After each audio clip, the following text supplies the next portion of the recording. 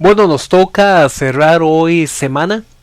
¿Y de qué forma vamos a cerrar semanas si no es repasando con estos salmos la historia que se ha venido contando? Porque la historia que hemos venido contando desde que el pueblo estaba en el desierto es una historia donde se mezclan dos elementos. Por un lado se mezcla la misericordia de Dios, el amor de Dios, el perdón de Dios, pero por otro lado aparece la infidelidad del humano, aparece la rebeldía del humano y aparece la maldad del humano. En este caso representado no en el testimonio de toda la humanidad, sino en la historia del pueblo de Israel, pero que bien podría representar la de toda la humanidad, porque no hay justo ni a uno, todos hemos pecado, a una nos hemos desviado.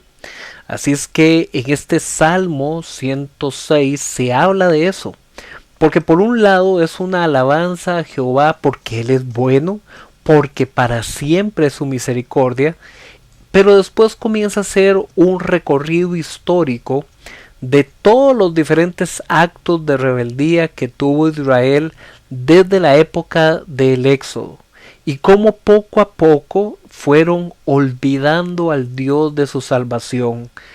El pueblo tenía una tarea muy sencilla, que es una tarea que venía desde Éxodo capítulo 19, cuando se dice ustedes se van a ser mi pueblo y yo seré su Dios, y luego en Éxodo capítulo 20, donde vienen los mandamientos, y el primer mandamiento era: escucha, Israel, no tendrás otro Dios, no tendrás dioses aparte de mí, dice el Señor. Pero ellos olvidaron al Dios que los había sacado de Egipto, el Dios que los había salvado, que los había liberado.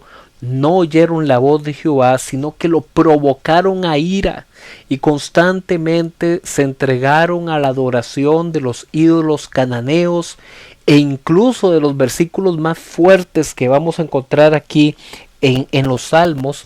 Se nos indica que el pueblo, por hacer culto a estos ídolos, hasta llegaron a sacrificar a sus propios hijos. Esto lo vemos en el Salmo 106, versículo 35, dice: se mezclaron con los paganos y adoptaron sus costumbres, rindieron culto a sus ídolos y se les volvieron una trampa. Ofrecieron a sus hijos y a sus hijas como sacrificio a esos demonios. Derramaron sangre inocente, la sangre de sus hijos y de sus hijas, al ofrecerlos en sacrificio a los ídolos de Canaán. Su sangre derramada profanó la tierra, y por esos hechos los contaminaron. Tales acciones los corrompieron. Así es que este pueblo que había recibido la misericordia de Dios no oculta el salmista que es un pueblo que ha cometido todo tipo de maldades, que ha sido un pueblo entregado a la idolatría, que hasta sacrificaron a sus propios hijos e hijas, y que a causa de eso fueron entregados en las manos de sus enemigos, y los enemigos de Israel prevalecieron, y por esa causa terminaron perdiendo la tierra. Y hasta ahí podríamos decir: qué final más triste para este pueblo, qué pérdida total de esperanza. Fue un pueblo infiel y después fue un pueblo desechado. Pero aún así termina este salmo diciendo en el versículo 44 que Dios, al verlos angustiados y al escuchar su clamor, se acordó del pacto que había hecho con ellos, y por su gran amor les tuvo compasión.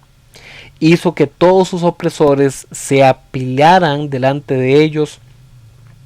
Sálvanos, Señor, Dios nuestro, vuelve a reunirnos de entre las naciones, para que demos gracias a tu santo nombre y orgullosos te alabemos. Bendito sea el Señor, el Dios de Israel, eternamente y para siempre, y que todo el pueblo diga amén.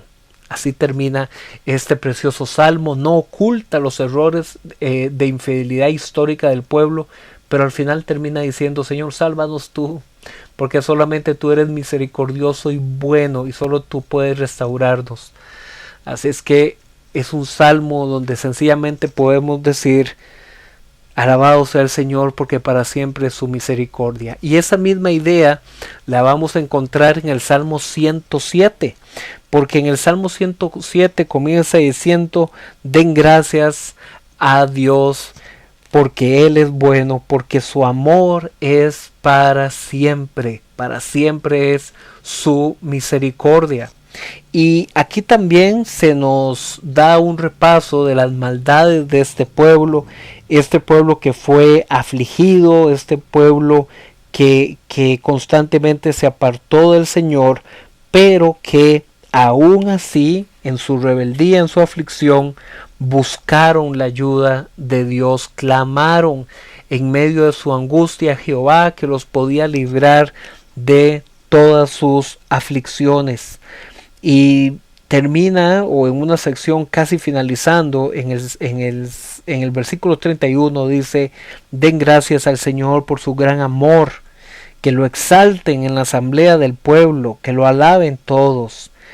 En el versículo 40 finalmente dice, en el 41 dice, perdón: a los necesitados los saca de la miseria y hace que sus familias crezcan como rebaños. Los rectos lo verán y se alegrarán, y los impíos serán acallados. Quien sea sabio, considere estas cosas y entienda bien el gran amor de el Señor.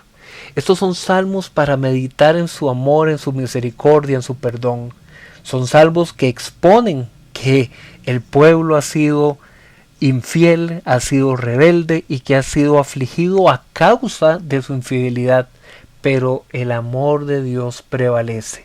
Y mi hermano, mi hermana, si usted hoy también está junto conmigo cerrando la semana, permítame decirle que ese amor del Señor no se acaba, que ese amor del Señor sigue activo para tu vida y para mi vida, perdonándonos todos los días, y que una vez más le decimos: Señor, gracias porque tu amor es para siempre, porque tú eres bueno, porque en medio de nuestra maldad tú te glorificas perdonando al que no se lo merece, y esa, Señor, es tu gracia y tu misericordia.